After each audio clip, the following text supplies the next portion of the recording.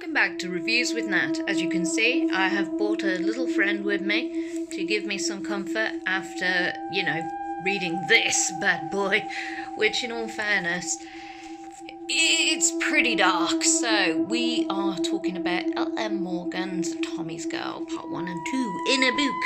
So I got this when I went to the convention in Nottingham with my friends. And I did say that, I will get round to reviewing it, but obviously shit happened with health and stuff. And when I did dive into it, I was there. I mean, completely and utterly absorbed into part 1, all the way through to part 2. So we follow Piper, who is an actress. She has just landed a role opposite Hollywood's elite, Tommy Drake. Now, this woman is strong, powerful, independent, does not take no shit, and yet she manages to get completely and utterly manipulated by this guy. It's the way that it is portrayed by Morgan that she kind of slowly paces it out. It's a slow build-up with part 1 because you're getting to know Piper, you're getting to know her acting technique even. You're getting to know her as a person, you're getting to know her contacts, the people that she trusts in her life. And then all of a sudden, this guy who's not interested suddenly becomes interested. And he twisted. So this takes an interesting look at method acting and how it can go the opposite way. Some people really are amazing at capturing a character and taking it into themselves and making it a part of themselves.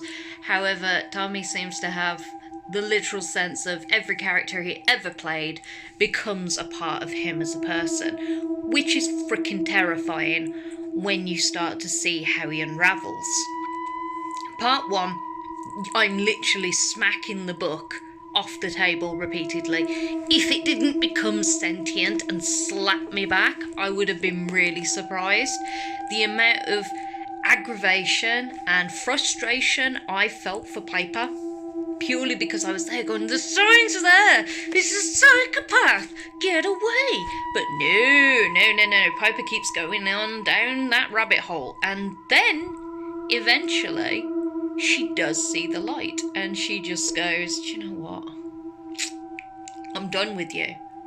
I'm better than this. I don't fucking need you humiliating and degrading me and making me feel like crap. We're done. But Tommy isn't done. Oh, no. You see, Tommy has kind of like a split thing going on, where all these personalities they're all now very much after Piper. Piper is the one that has grabbed on and said, we need her in our life.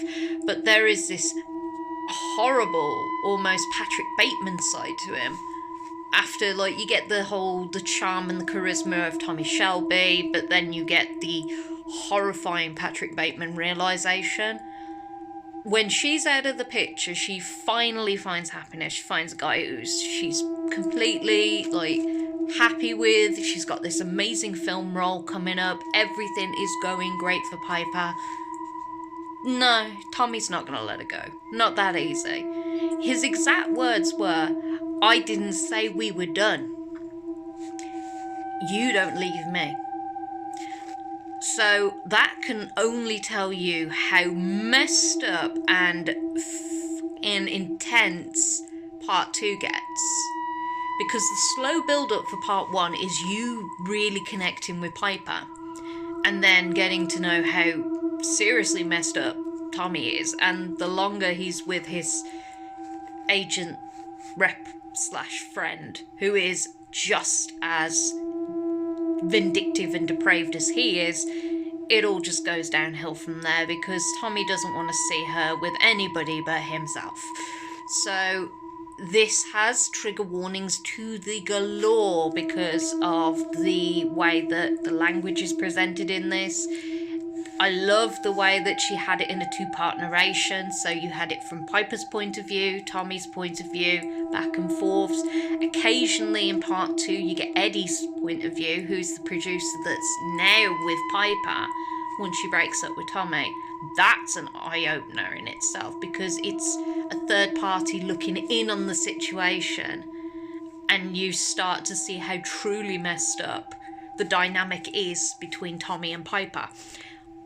I love this book, and I'm really surprised that it hasn't got more publications and more people kind of soundboarding on it, because it is the perfect beware guide.